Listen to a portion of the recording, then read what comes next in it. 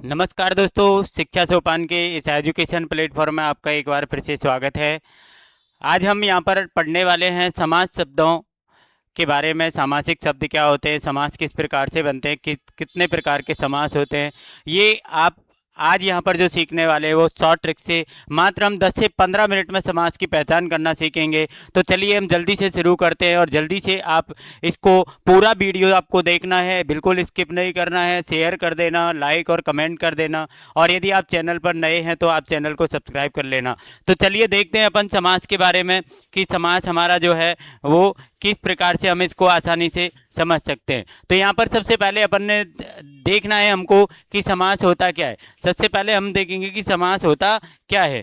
तो क्या है समास? यहाँ पर अपन को दिया गया कि जब दो या दो से अधिक शब्दों को मिलाकर कम शब्दों में अर्थपूर्ण नया शब्द बनाया जाता है तो उसको समास कहते हैं। मतलब बड़े शब्द को यदि आप छोटे शब्द के रूप में परिवर्तित कर दें लेकिन उसका अर्थ आपका जो है वो नहीं बदले तो वो आपका क्या हो जाता है? समास हो जाता है। यहाँ पर अर्थपूर्ण नया शब्द बनेगा। यहाँ पर जैसे हमने आपको इधर से दिखाया कि इधर से जो है शब्द बड़ा है और इधर से आपका शब्द छोटा है। यहाँ पर हमने लिखा राजा का पुत्र, राजा का पुत्र। यहाँ पर आपको ग्राम को गया। यदि हम इधर की साइड में आते हैं तो हमने राजा का पुत्र को राजपुत्र कहकर संबोधित कर दिया। तो ये आपका क्या हो गया? ये आपका हो गया विग्रह। ये आपका क्या हो गया? विग्रह। और ये आपका क्या हो गया? समास। मतलब ये आपका क्या है? उसका लंबा रूप था और ये आपका छोटा रूप है। अर्थ वही है लेकिन शब्द कम है। अर्थ वही है लेकिन शब्द कम है। ये अपन को ध्यान रखना है, शब्द कम और अर्थ वही। ठीक है ना? वो समास हो गया और अर्थ वहीं और शब्द यदि अधिक हो गए तो वो आपका विग्रह हो गया। यहाँ पर गांव ग्राम को गया तो हम इसको ग्राम गमन के नाम से जो है वो आप शब्द बना सकते हैं। ये आपका क्या हो गया? समास हो गया। ये आपको समास का मतलब यहाँ पर समझ में आ गया है। अब यदि अपन देखते हैं कि समास की कार्यप्रणाली जुड़ना और टूटना, समास की कार्यप्रणाली किस प्रकार से कार्य करती है, तो यहाँ पर अपन थोड़ा सा इसको भी देखेंगे कि जैसे ये समस्त पद है जो हमने अभी देखा था ग्राम गमन, और ये हमने उसका विग्रह कर दिया ग्राम को गया, या यहाँ पर आप गमन भी लिख सकते हैं। ठीक है ना?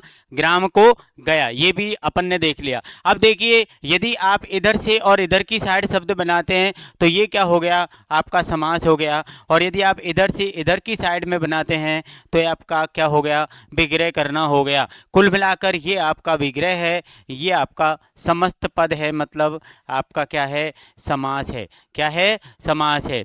समास की प्रक्रिया से बना नया संक्षिप्त शब्द। समास की जो भी प्रक्रिया हमारी होती है नियम के अनुसार, उससे हमने इससे और ये नया शब्द बनाया, ये आपका समास हो गया। और समस्त पद को वापस अलग अलग करने की प्रक्रिया है।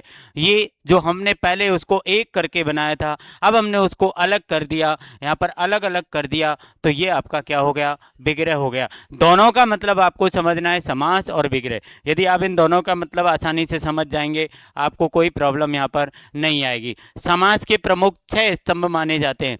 समास के प्रमुख कितने स्तंभ माने जाते हैं? 6। यहाँ पर अपन को एक चीज और ध्यान रखनी है, आप ये मत सोचिए कि समास के प्रकार 4। वास्तविक रूप से यदि अपन देखी जाए तो पदों की प्रधानता के आधार पर यदि देखें, पदों की प्रधानता के आधार पर आपके समास जो होते हैं, आपके समास जो होते हैं वो कितने होते हैं? 4 होते हैं। पदों की प्रधानता के आधार पर कितने समास होते हैं? आपके 4 होते हैं। लेकिन हमको यहाँ पर समास के बारे में जानना है, शॉर्ट ट्रिक के माध्यम से हम समास को सीख सकें कि समास क्या है। तो यहाँ पर हमने यहाँ पर 6 को एक साथ लिख दिया है। अव्ययी भाव समास, तत्पुरुष समास, कर्मधारय समास, द्विगु समास, द्वंद्व समास और बहुब्रीहि समास। इनको आप एक ट्रिक के माध्यम से भी जो है वो याद कर सकते हो। ट्रिक के माध्यम से कैसे याद करेंगे? अब तक दे दे, अब तक दे दे, इससे भी आप इनको याद कर सकते हैं। अब तक दे दे ऐसे अव्ययी हो गया, वैसे बहुब्रीहि हो गया, तैसे तत्पुरुष, कैसे कर्मधारय, द्वंद्व और द्विगु। इस प्रकार से भी आप इनको याद रख सकते हैं, ट्रिक के माध्यम से भी आप इनको याद रख सकते हैं। चलिए बढ़ते हैं, एक एक के बारे में अपन को जानकारी प्राप्त करनी है। यहाँ पर सबसे पहले हम पढ़ेंगे अव्ययी भाव समास के बारे में। सबसे पहले किसके बारे में अपन पढ़ते हैं? अव्ययी भाव समास के बारे में। क्या कहता है अव्ययी भाव? जिस पद का पहला पद प्रधान हो। यहाँ पर अपन ने देखा इसमें दो पद होते हैं। पहले पद क्या है, वजन ज़्यादा होता है। पहला पद क्या होता है, प्रधान होता है, ठीक है ना। और दूसरे पद का जो प्रभाव है वो कम होता है। यहाँ पर आपका अव्ययी भाव समास हो जाता है, ठीक है ना। एक चीज़ और यहाँ पर अपन को ध्यान रखनी है कि यदि किसी भी शब्द के अंदर क्या लगा है, उपसर्ग, समास कौन सा हो जाएगा, अव्ययी भाव समास हो जाएगा। ये भी अपन को यहाँ पर ध्यान रखना है। यहाँ पर जैसे हमने देखा एक शब्द प्रतिदिन, एक शब्द लिखा यथाशक्ति। यहाँ पर हमने देखा कि ये प्रति उपसर्ग है, ये यथा इसमें क्या है, उपसर्ग है।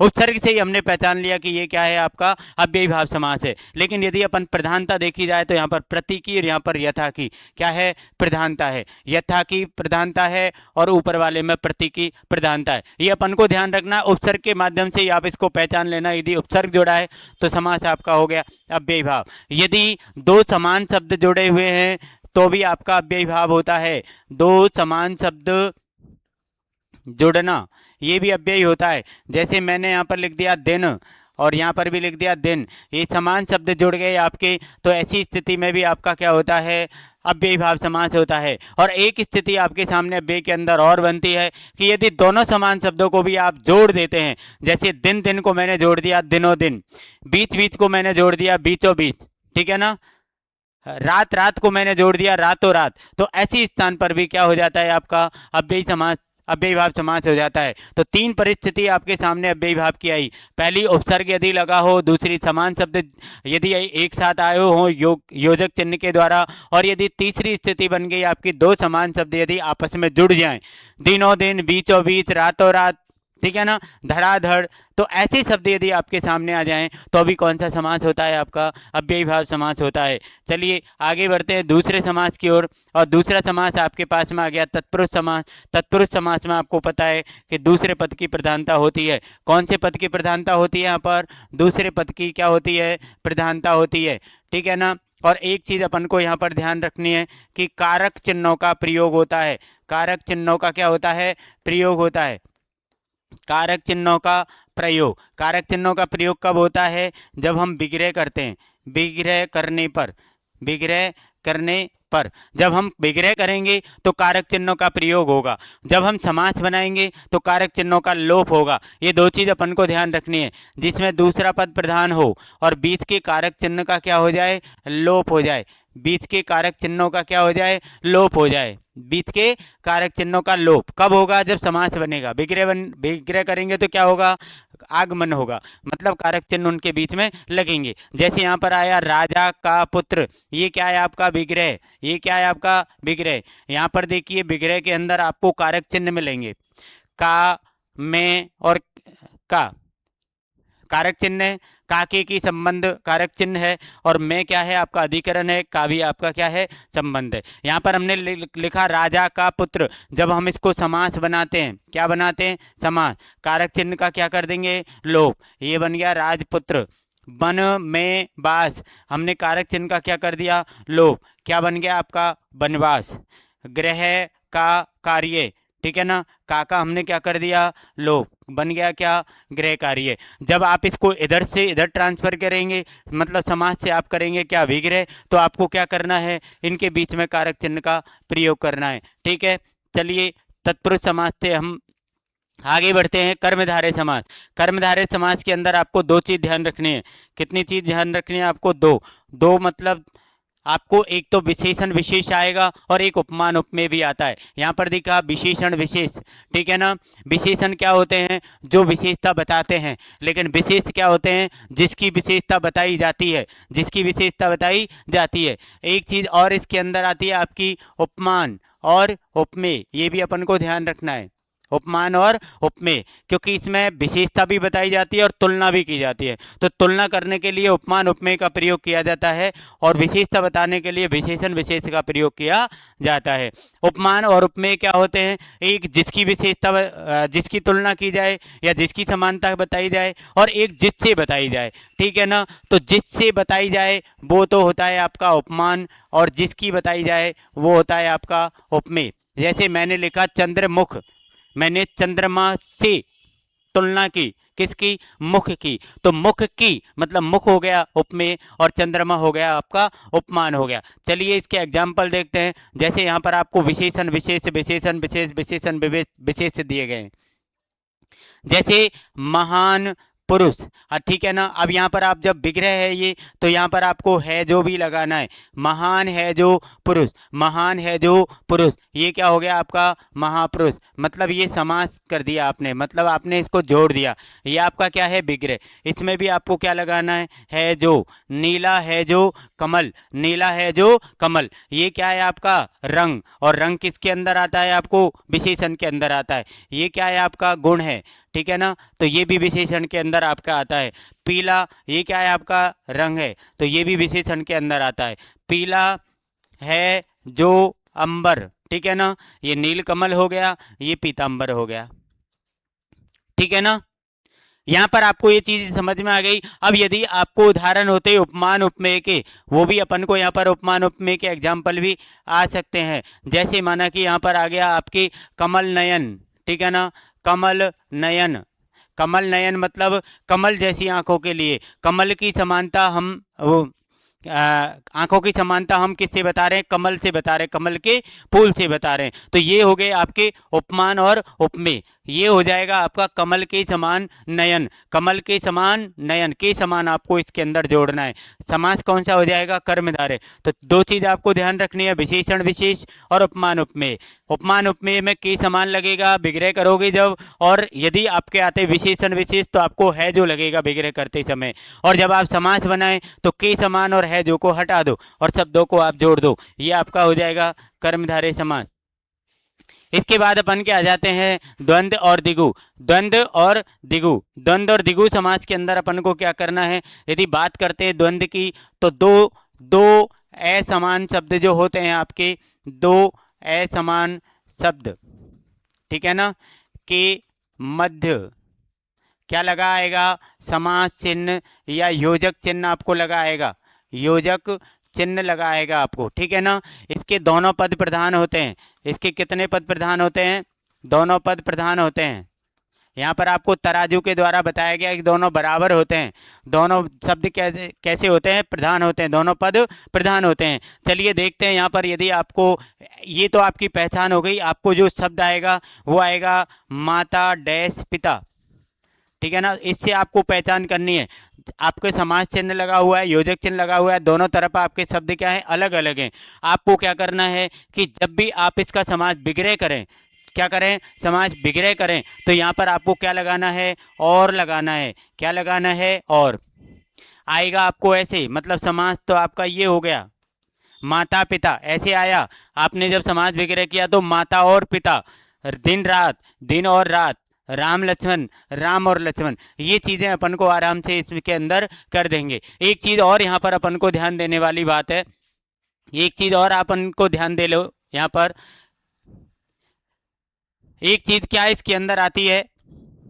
एक चीज़ अपन की कोई भी संख्या यदि आपको आ जाए, कोई भी संख्या, संख्या कैसे? पहला पद संख्यावाची नहीं, पूरी संख्या। जैसे आपको यहाँ पर आ गई 25, यहाँ पर आ गई आपको 25, तो भैया समास जो है वो आपका द्विगु नहीं होगा, समास होगा कौन सा? द्वंद्व। समास कौन सा होगा? द्वंद्व, क्योंकि पूरा पद ही संख्यावाची है, पूरा पद। इसका जो आपका समास विग्रह हो जाएगा 20 और 5, 20 और 5, ये आपका द्वंद्व समास हो जाएगा।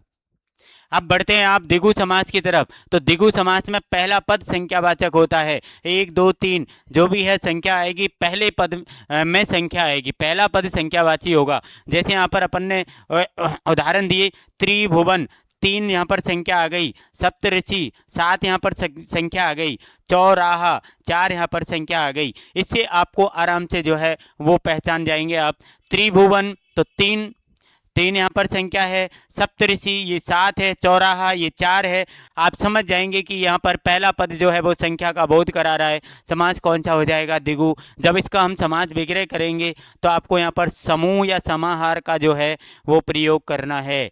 किसका? समूह या समाहार। जैसे त्रिभुवन, 3 भुवनों का समूह, 3 भुवनों का समाहार। सात ऋषियों का समूह, सात ऋषियों का समाहार, चार राहों का समूह या चार राहों का समाहार, ये अपन को द्विगु समास के अंदर जो है वो संख्यावाची पद आता है पहला। आगे अपन लास्ट छठा बहुब्री समास के बारे में अपन पढ़ते हैं। तो बहुब्री समास आपका क्या कहता है? बहुब्री समास कहता है कि भैया हमारा कोई भी पद प्रधान नहीं होता है, इन पदों से मेरा कोई लेना देना नहीं है, मैं तो तीसरे पद की अन्य अर्थ की तरफ बढ़ता हूँ, मैं तो अन्य पद की प्रधानता जो है वो मेरे अंदर होती है। कैसे होती है? यहाँ पर अपन देखते हैं कोई पद प्रधान नहीं होता है, बल्कि मिलकर किसी तीसरे व्यक्ति या वस्तु का अर्थ देते हैं। इसमें आपको जहाँ तक जो है वो भगवान के नाम ज़्यादातर इसके अंदर आते हैं, भगवान के नाम जो है यहाँ पर ज़्यादातर आते हैं। जैसे आपको आ गया यहाँ पर चतुर्भुज, क्या आ गया यहाँ पर? चतुर्भुज, चार भुजाओं वाला। और तीसरा अर्थ यहाँ से जो हो गया आपका भगवान विष्णु। हम ना चार भुजाओं से संबंधित बात कर रहे हैं, ना चार से संबंधित ना भुजाओं से संबंधित। 10 मुख वाला दशानन, तो ये तीसरा अर्थ हो गया आपका रावण, ठीक है ना। नीलकंठ, नीला है कंठ जिसका, आगे आपका भगवान शिव, ठीक है ना। तो तीसरा अर्थ जब आपको निकल जाता है तो समास कौन सा हो जाता है? बहुब्री। समास कौन सा हो जाता है? बहुब्री। एक चीज़ और आपको यहाँ पर ध्यान देने योग्य है कि देखिए यहाँ पर चतुर्भुज, चतुर्भुज में पहला पद क्या है? चार, तो ये द्विगु भी हो सकता है, लेकिन आपको ध्यान रखना है कि बहुब्री समास की प्रधानता होती है। यदि दोनों में से कौन सा सही है तो बहुब्री सही है, यदि बहुब्री ऑप्शन में नहीं है तो द्विगु भी आपका राइट होगा।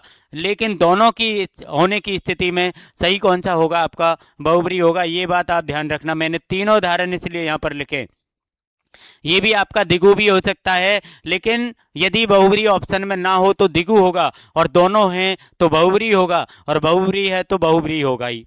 नीलकंठ, इसमें आपका क्या है? नीला कलर भी आ रहा है आपको, तो ये नीला कलर कर्मधारय भी है, तो वही वाली परिस्थिति हो गई। यदि आपसे पूछ लिया कि निम्नलिखित में से नीलकंठ में समास है, बहुब्री और कर्मधारय दोनों दिए गए हैं, बहुब्री राइट है। और यदि आपको कर्मधारय दिया गया है, बहुब्री नहीं दिया गया है, तो फिर आपका कर्मधारय राइट होगा। ओके, ये चीज़ आपको यहाँ पर समझ लेनी है।